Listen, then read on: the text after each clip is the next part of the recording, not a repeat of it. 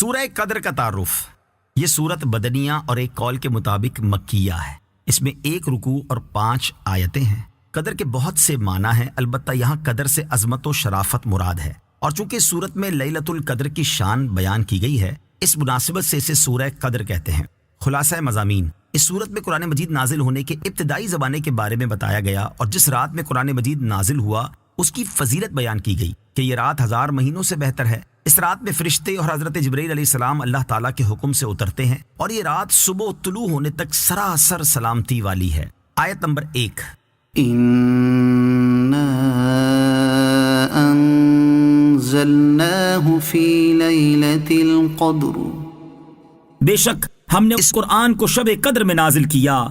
فرمائے کہ بے شک ہم نے اس قرآن مجید کو لوح محفوظ سے آسمانی دنیا کی طرف یک بارگی شب قدر میں نازل کیا۔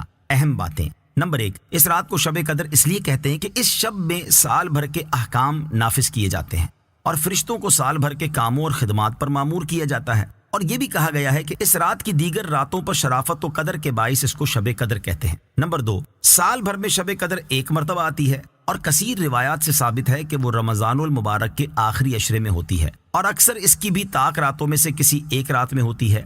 جمہور علماء کے نزدیک رمضان المبارک کی 27ویں رات شب قدر ہوتی ہے، اور یہی حضرت امام اعظم رضی اللہ تعالی عنہ سے مروی ہے۔ آیت نمبر 2 اور 3: وَمَا أَدْرَاكَ مَا لَيْلَةُ الْقَدْرِ لَيْلَةُ الْقَدْرِ خَيْرٌ مِّنْ أَلْفِ شَهْرٍ، اور تجھے کیا معلوم کہ شب قدر کیا ہے؟ شب قدر 1000 مہینوں سے بہتر ہے۔ ان 2 آیات میں فرمایا کہ اور تجھے کیا معلوم شب قدر کیا ہے۔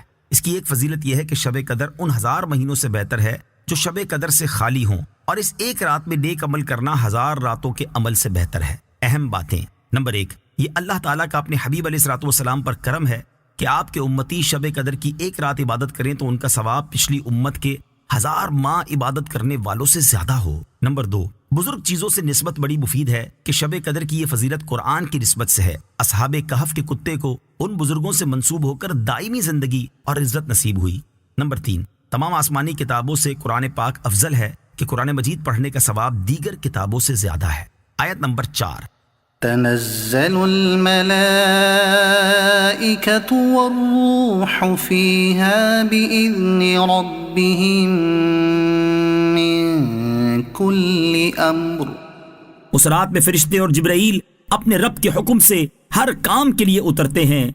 شب قدر کی دوسری فضیلت یہ ہے کہ اس رات میں فرشتے اور حضرت جبرائیل علیہ السلام اپنے رب کے حکم سے ہر اس کام کے لیے جو اللہ تعالیٰ نے اس سال کے لیے مقرر فرمایا ہے آسمان سے زمین کی طرف اترتے ہیں، اور جو بندہ کھڑا یا بیٹھا اللہ تعالیٰ کی یاد میں مشغول ہوتا ہے اسے سلام کرتے ہیں اور اس کے لیے دعا و استغفار کرتے ہیں۔ آیت نمبر 5: سلام هي حتى مطلع الفجر، یہ رات صبح طلوع ہونے تک سلامتی ہے۔ شب قدر کی تیسری فضیلت یہ ہے کہ یہ رات صبح طلوع ہونے تک بلاؤں اور آفتوں سے سلامتی والی ہے۔